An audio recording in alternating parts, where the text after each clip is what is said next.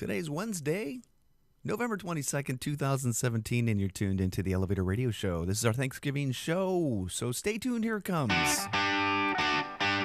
You're tuned into the Elevator Radio Show, a weekly program dedicated to covering news and information on elevators, escalators, and moving walkways. Produced in the wee hours of the morning, a new show is uploaded every Wednesday, sometimes even before you get out of bed.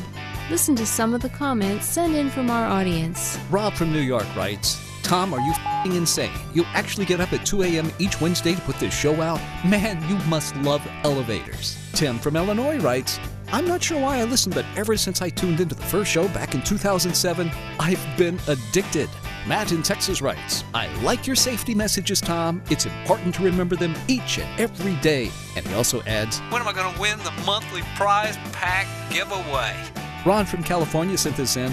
Despite your inability to pronounce words in the English language, I tune in each week and am glad that you offer this service to the industry. It's better than Google News alerts. Sarah from Washington writes, love the show, Tom, and look forward to it each week. I'm glad I signed up for the newsletter. You provide a valuable resource for the industry, not only for North America, but worldwide. Enjoy the show. And now, here's your sleep-deprived host, Tom Seibert.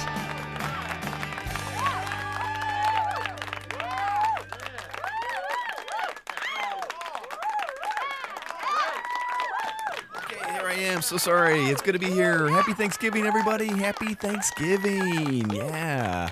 It is the show before Thanksgiving. Tomorrow is the day of the turkey, the day that we should all be giving thanks for what we have, our industry, our loved ones, our family. Because as some people say, life is short. It's actually the longest thing we'll ever do.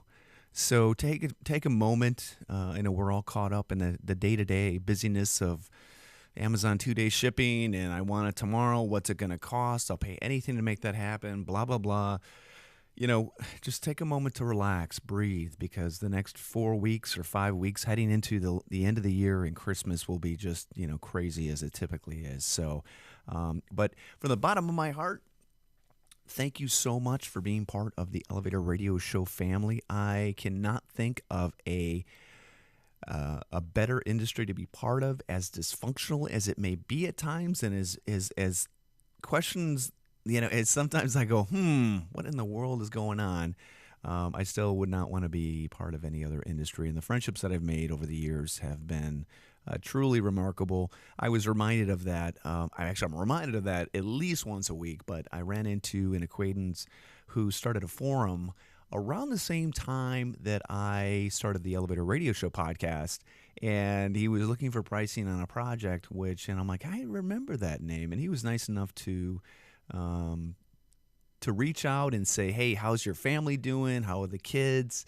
So it's those kind of relationships that I am grateful for. No matter if you tune into the show every week, if you just simply check out the show content online, it's okay. I have people that come up to me and say, I just don't have time to listen to the show. And I said, neither do I. So it's okay. But yeah, really, I hope everybody has a nice Thanksgiving. If you're traveling, have safe travels. Try not to let your family drive you absolutely crazy.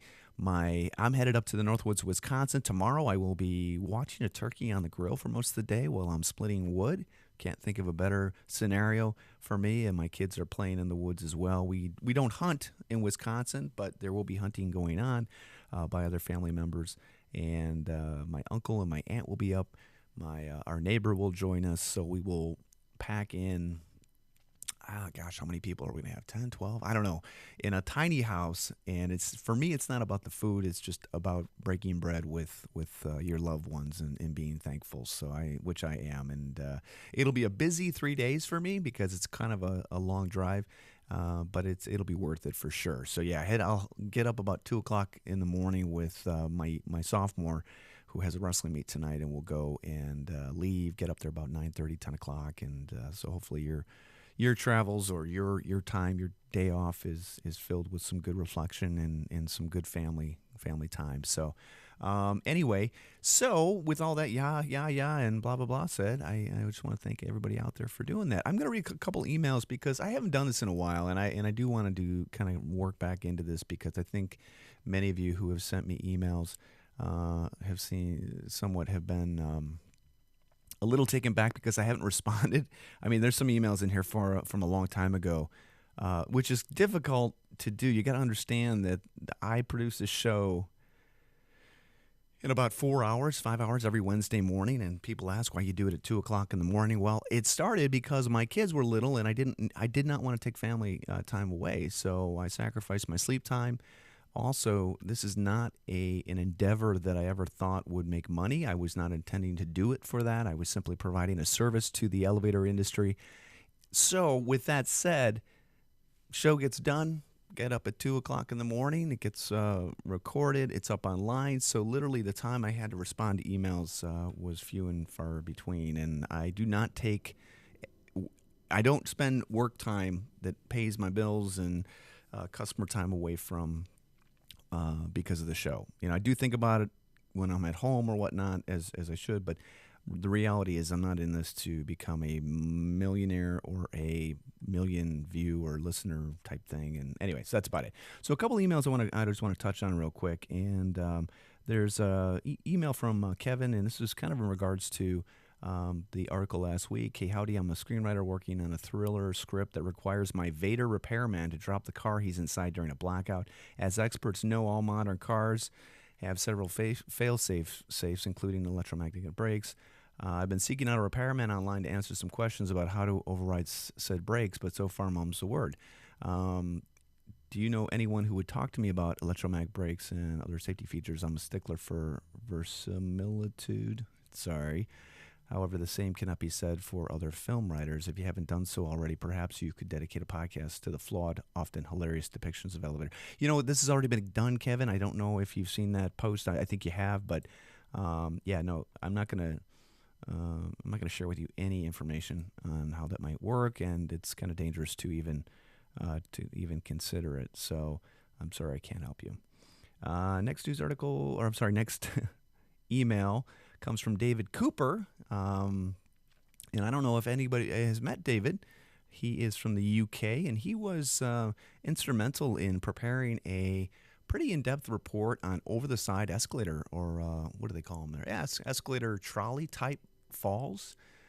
He was one of the first people to ever talk about it. We actually interviewed him on the program quite a few years ago, and it was a pleasure. It's a really good guy. Well, he's very actively part of the Lift Institute in the UK for educational training. But in addition, he's also seeking, bear with me one moment here. So sorry. Where's that email at? I just had it.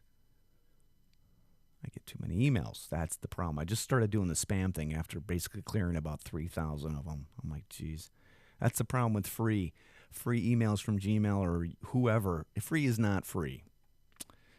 You know what I mean? There's no such thing. I always laugh when somebody starts complaining or bitching about the fact that, Facebook is changing their privacy settings or they're pushing ads. Well, you know what? You signed up for it. So whose fault is that? Yeah. Okay, David writes a couple things. The proceedings of Northampton Symposium are available at livesymposium.org. If anyone wants to download the proceedings, just click on the resources. The Hong Kong Symposium for 2018 is also announced. Would be good if you could give it a push for us. I'll push it as much as I can. Good stuff here. Finally, if you could ask anyone if they have any information on safety gears for elevators with wooden guides, I would be grateful to receive it for my research, Dave.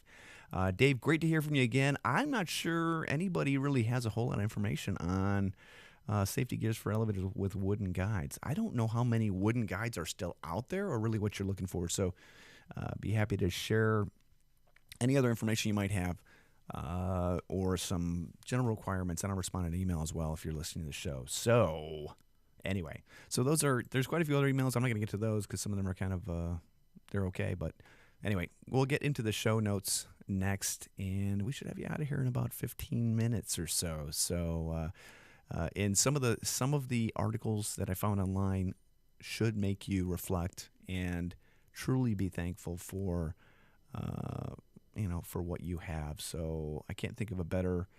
I mean, I can think of a better scenario because I wish the stories were not online like they are. I guess that's the best way I can say it. But it should make you truly appreciate what you have today, your friends, your family, and your health. And even things can be bad, but it can always be worse. So we'll cover the week's worth of news next. Let this week's news stories give you a lift on what's happening in the vertical transportation arena. Each news segment is organically dug and fresh with news stories of the week. Got lift? If not, stay tuned. All right, learned news yesterday that Charlie Courtney of Bryan passed away at his home. He was 97 years old, and he was a pretty significant figure over at CE Electronics. I always enjoyed seeing him at the show. Quite a resume in what he had accomplished and contributed to World War II. Sounds like he lived a very full life, and he will definitely be missed. I think the last few shows I've seen him, in his motorized wheelchair or whatever, but I love old timers like this. I got to tell you, no disrespect whatsoever to people like this and the stories they share. I've worked with them, and I can't tell you enough how what a big impact their stories have made. And so as we reflect on Charlie's his life and his contributions to our industry, to World War II, we thank you, Charlie. Our thoughts are with you and your family. And Godspeed in your, in your next adventure. So, good guy, really good guy. He will be missed, and it's unfortunately the show has got a few pretty significant stories like this. Next one is also in memoriam, and this actually, I want to just say, we salute you, Mr. Albert Pellegrini, and Bob Shepard did a pretty excellent job at sharing Al's story in his progress. I want to thank Bob for doing it. A very moving story is his when he opened with the newsletter, The Progress, and it's nice again to recognize those that have made a difference in our industry, that have done their part, and anybody that would like to read that article, I'd be happy to share it with you. So, or you can contact NASA regarding that. So he was an inspector in New Jersey, U.S. Army veteran of Vietnam, and we salute you for your work in making elevators safer, Al. And obviously our thoughts go out to your family, his family as well, and especially during this difficult time. I mean, when you think about it, Thanksgiving is a day that we spend with family, and for those that we've lost in family, it just kind of makes it a difficult holiday, maybe more so than Christmas. So, okay, next news article, newser.com, Vegas shooter, use of service elevator may cost hotel. This is an article I didn't really cover in previous shows because I didn't want to draw a whole lot of attention to it, but in light of the biggest lawsuit to date in the wake of the mass shooting in Las Vegas, apparently, one of the major issues is that reports or alleged reports of the casino allowing high roller type customers to use the freight elevator kind of paved the way for this guy to move as much of the guns and ammunition as he did, into the room where he took the lives of 58 people and injured about 500 more.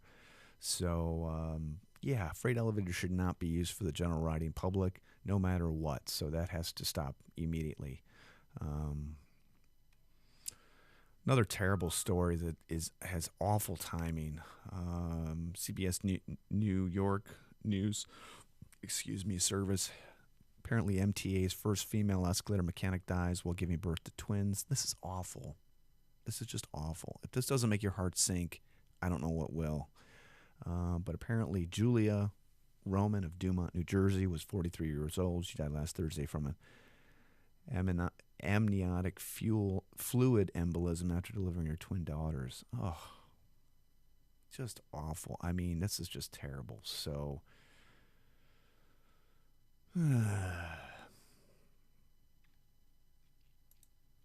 parents losing a mom. I can't imagine. So, again, a story to make you thankful for what you have, the family that you have, no matter what.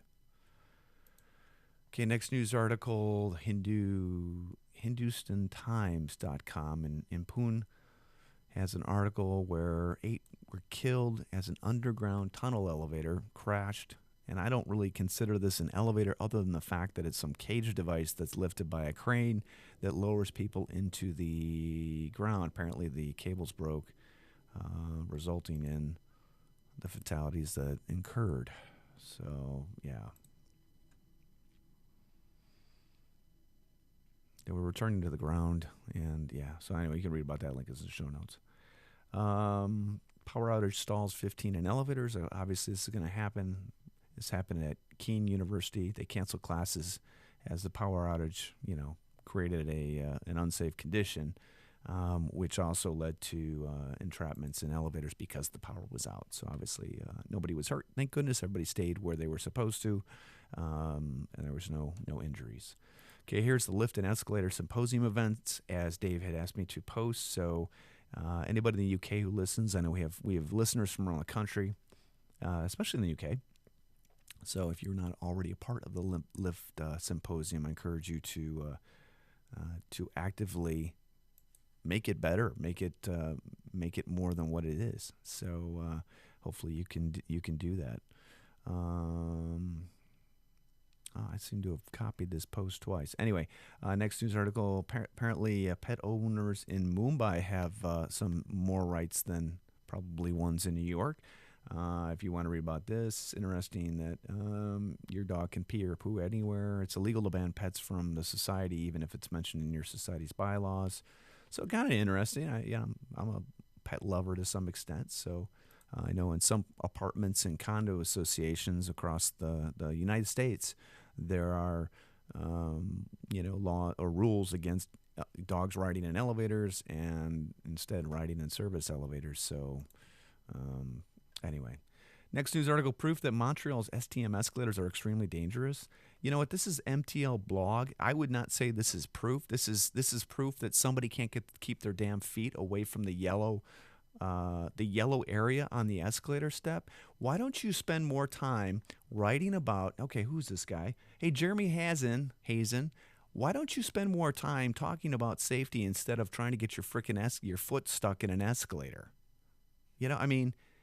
When nightmares come true, look at the yellow around the entire escalator step. If you're stupid enough to not think that if you're stupid enough to not comprehend that your feet shouldn't go there, I don't know what to tell you.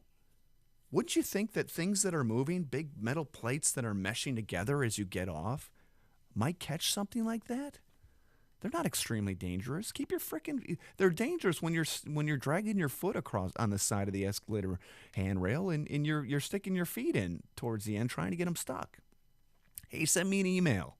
Love to discuss this in greater detail. Spend a little more time, talking about safety.